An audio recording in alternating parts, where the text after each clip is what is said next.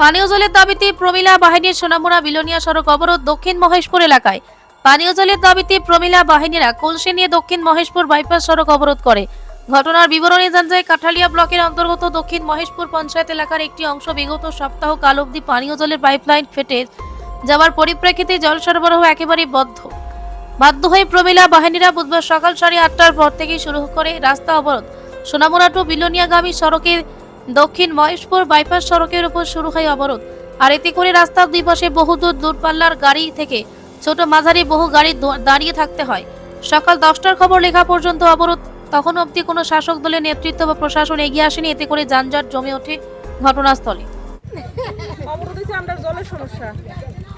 কতদিন ধরে? 8 দিন 7 দিন হয়েছে। আমরা চেষ্টা করছি তারা আমরা সময় দিচ্ছি যে ঠিক আছে একটা গাড়ি নষ্ট হইতেই পারে, নষ্ট হইলে এটা ঠিক করার লিগে সময় দেওয়ার দরকার। আমরা আজকে 7 দিন যথেষ্ট সময় দিচ্ছি। এখন আমরা সবার বাড়িতে অসুস্থ রোগী আছে, জল রান্না